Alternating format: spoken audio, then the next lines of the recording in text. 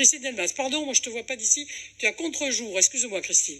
Christine Delmas. Merci Madame le Président.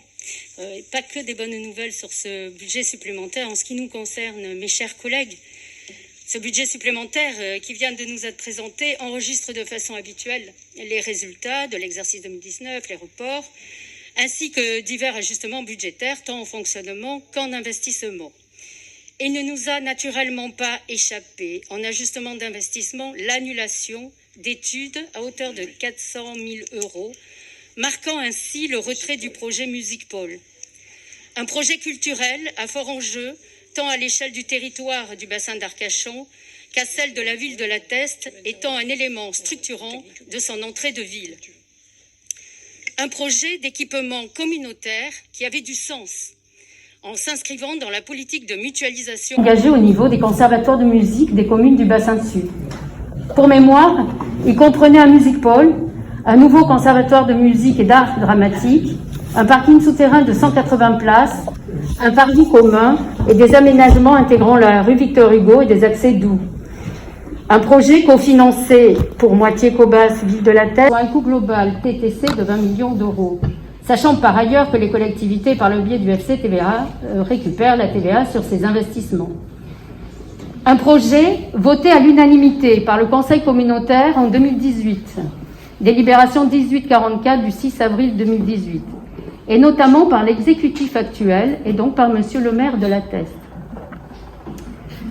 L'arrêt de ce projet est donc une rupture du principe de continuité de l'action publique, de la continuité républicaine destinée à éviter le gaspillage de la contribution fiscale des citoyens.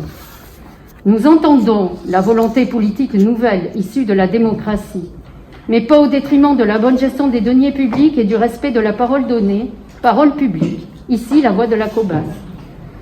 Ce n'est pas qu'une simple ligne budgétaire de 400 000 €, mais vu l'état d'avancement du projet, des coûts importants relatifs aux études préalables payées, des contrats de prestation de services à interrompre, des dédommagements et pénalités.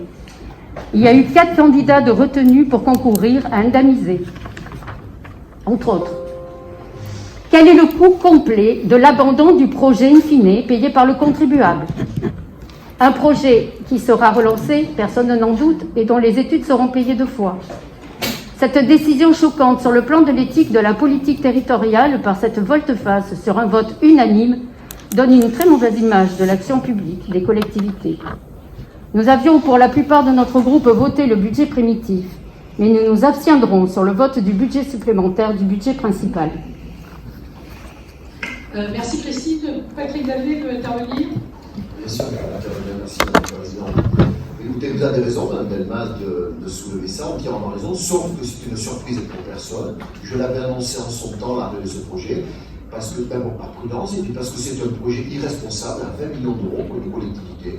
Voilà, ça s'arrête là. C'est un choix qui a été validé, vous savez par qui, par les testeurs. Non, nous ne sommes pas à la test, et nous n'allons pas entamer ce débat testeur 1, on va dire, mais voilà, ce n'est pas une surprise, je l'avais annoncé. Donc voilà, mais vous avez raison de le souligner, vous avez entièrement raison, et moi j'ai eu raison de le faire, puisque j'ai été approuvé dans ce sens-là. Merci.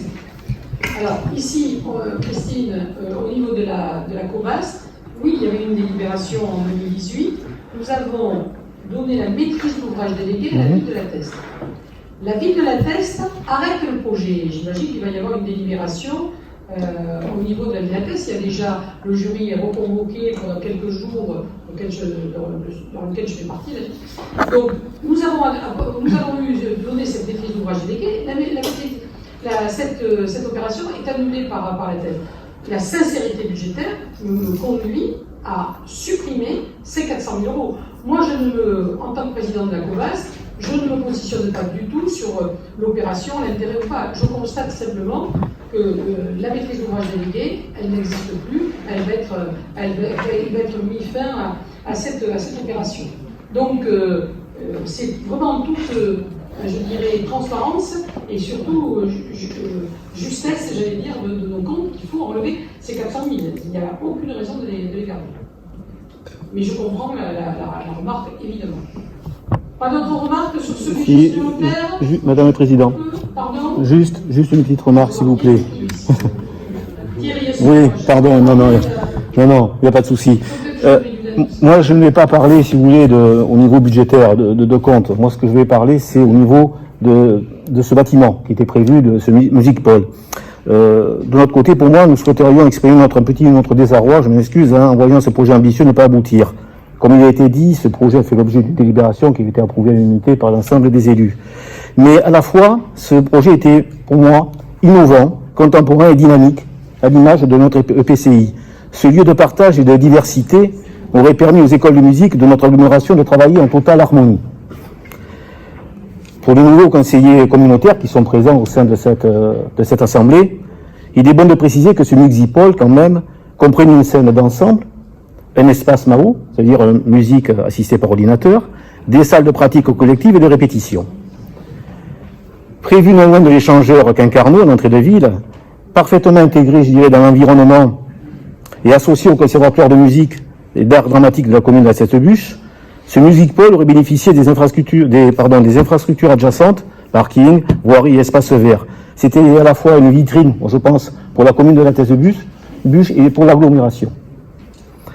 Le 22 juillet dernier, nous avons aussi voté, vous savez, l'intégration au sein de la COBAS du personnel enseignant, des écoles de musique, voilà.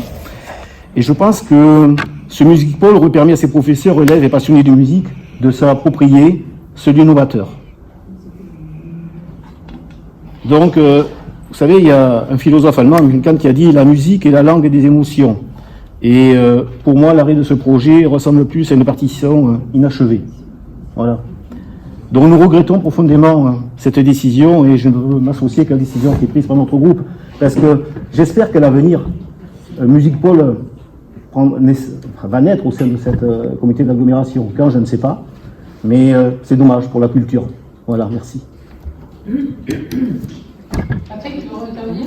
Oui, c'est vrai que tout est dommage, mais quand on prend par exemple, je vous donne l'exemple de la salle Cacravé. On a une mission sur la COBAS qui a participé à hauteur d'1 million. Je vous rappelle qu'on a fait des salles de 480 places pour 6,5 millions et actuellement on tournait à 60 personnes par représentation. Alors, il faut au bout d'un moment se poser une bonne question. Il s'agit d'argent public, alors c'est bien de vouloir faire des salles, et nous avons des priorités. Celui-ci, je considérais, je vais arrêter là, le choix a été fait par les testeurs, ils l'ont approuvé, ce choix a été fait. Donc, et je vous redis que le conservatoire de musique sera fait parce que nous avons 500 élèves et professeurs d'une haute qualité, puisque c'est un conservatoire.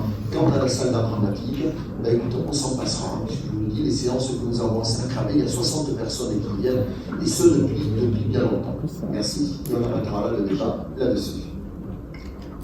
Oui, moi je crois que l'arrivée des professeurs de musique va évidemment modifier la donne. Laissons faire les choses. Je remercie Karine Desmoulins qui a accepté de suivre particulièrement ce dossier, qui a répondu sur les affaires culturelles, et c'est vraiment très important. Laissons faire les choses. Aujourd'hui, nous actons quelque chose. Aujourd'hui, c'est comme ça. Mais voilà, on verra comment les choses évoluent dans l'intérêt de la COBAS, dans l'intérêt de ce territoire. Oui, Madame Poulain. Je me permets d'intervenir, Madame. Merci, Madame la Présidente. Simplement pour exprimer le fait qu'en effet, un conservatoire va être construit, la musique n'est pas oubliée, le théâtre non plus, puisqu'il existe